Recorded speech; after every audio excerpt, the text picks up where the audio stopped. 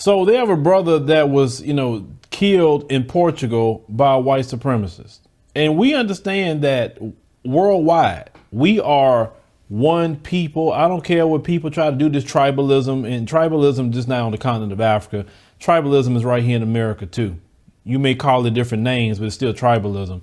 And it doesn't really fit what we need to deal with. Personally, it don't, because in the system of white supremacy, they look at us as one global N-word.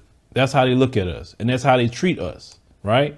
So in Lisbon, Portugal, you had a brother by the name of Bruno Candy Marques, 39 years old. He was killed by this white supremacist, but I want you to hear exactly what happened. Demanding justice for Bruno Candy, an African Portuguese actor and father of three.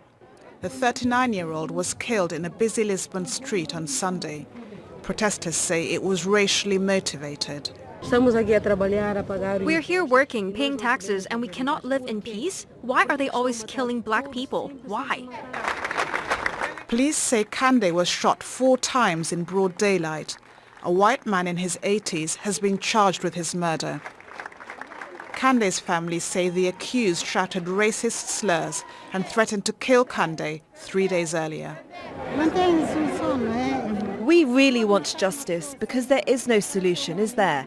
You can't kill a person like an animal. Anti-racism protests triggered by the police killing of George Floyd in the United States have swept the globe.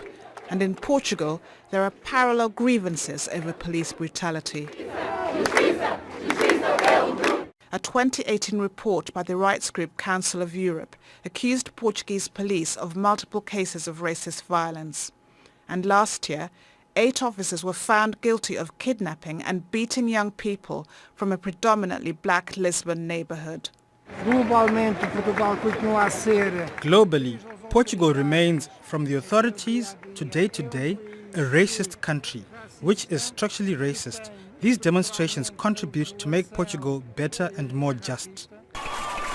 Candy was originally from Guinea-Bissau. Parliamentarians there passed a motion condemning what they see as a racially motivated murder and will send a delegation to Portugal to seek answers. So you saw the same issues and problems that we're dealing with in America, our brothers and sisters are dealing with in Portugal as well. The same issues.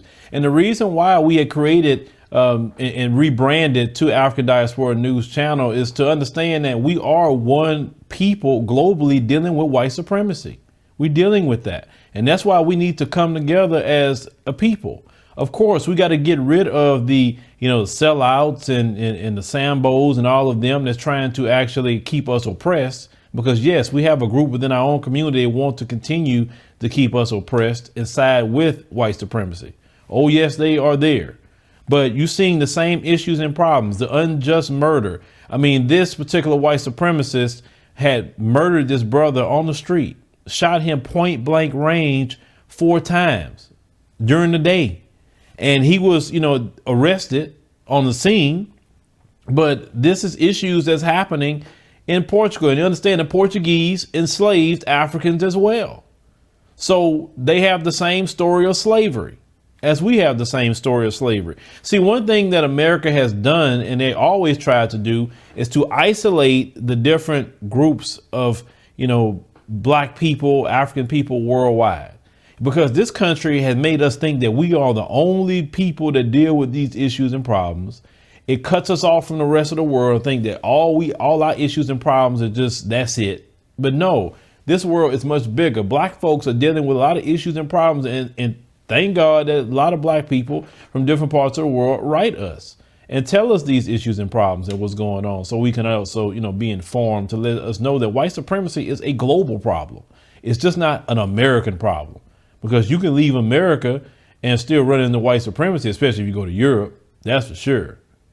Now you don't white supremacy do have its hand. Yes. I mean, I'm just being real. It do have its hand everywhere to a point. Not everywhere like it's controlling everything, but it has its hand. I don't want people to think that, oh, well, anywhere I go, I can't run from white supremacy.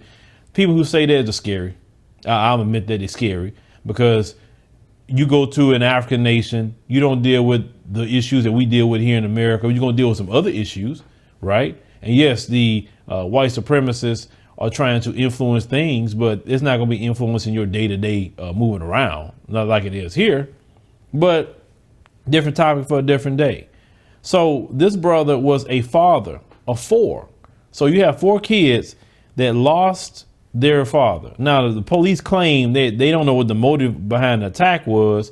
But as you heard, that this white supremacist was threatening his brother for a few days. And this is why I'm going to tell you guys something. When these white supremacists threaten you, take that seriously. Don't just brush that off, because they feel that they are deputized to do whatever they want to do to you. So if they're threatening you like that, you always take them seriously, always, because they have proven for hundreds of years that they have the highest propensity of violence in the world. They have proven that. They are the only one that dropped an atomic bomb on somebody. You understand? So you better pay attention to what they tell you. Now, they said that the family of the brother has been disappointed by the reaction of the Portuguese media, who have focused overwhelmingly on the details of his life while next to nothing about the suspect. Right. So they said they have been raking through details of his life. They say the families want to see justice done. So the Portuguese media is found the same playbook of the white supremacists in America. So, you know, when a black person's killed, oh, he was fired from his job. Oh, he got a speeding ticket over here. Oh, he was arrested for assault over here. Now, mind you, that he got into a fight with somebody else, starting fights with him. You didn't say that it was assault on both of them. But, you know, that's what they'll do. They demonize the victim and make the murderer, you know, they say, oh, well, he didn't know what he was doing. And what did he do to him to make him do that? You know, this is the same thing. So I was telling my brothers and sisters that's in Portugal, you know, you really need to think on how you living out there. You living the same life from what we just saw as we live in America. You need to connect to the continent as well. You really do. OK, one of the best nations for a lot of you guys to start from, at least if you speak, you know, I think y'all speak Portuguese, would be Angola, because they speak Portuguese in Angola. You know, but if you know, maybe some of you speak English as well. You know, you can go to an English speaking nation. Some of you may speak French. You can go to, you know, different French speaking nation, wherever you want to go. Right. But I would say get a connection to the continent, because let me tell you something. Flights from Portugal to the, you know, continent is much shorter. You don't have to fly across the Atlantic like we have to. Right. I mean, it's a few hours just to get to the continent from where you guys are at, because I remember, and we went past you when we went last year. We landed at Istanbul, Turkey, and it was a 6-hour flight from Istanbul, Turkey to Nairobi, Kenya. So, you know what I'm saying? I mean, you guys are 6 to 8 hour flights away from the continent. So I would go. I mean, now we know that the Portuguese had colonized Angola and Mozambique, you know, so I would say try Angola, because Mozambique, you know, they kind of dealing with some issues right now, from what, you know, we know this, you know, on a certain level, you know, politically, and you got to kind of let those things work themselves out at times. But yeah, try Angola. That would be a good spot for you guys to try, because at least, you know, if you're over there in Angola, you don't have to worry about the white supremacists messing with you over there. That's the same thing I say to my Brazilian brothers and sisters. You know, go to Angola. That should be the first country that you should go to coming from Brazil, because, you know, my Brazilian brothers and sisters deal with a lot of racism over there too.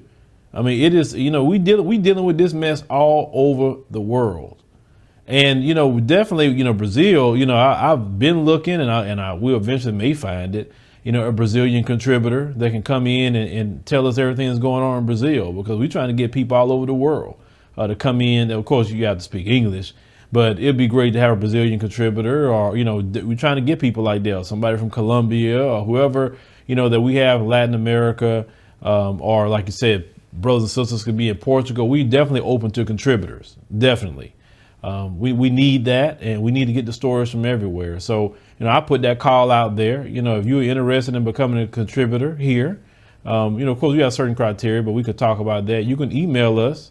You know, we got the link below that you can email and say, hey, you know, I live in, you know, Brazil, you know, definitely I would like to, you know, be a contributor, or I live in, you know, different areas of the world. And, you know, we can definitely talk about that, because we want to get people all over the world. That's the purpose of creating African Diaspora News Channel. We want the diaspora to tell the story, because I can't tell it all.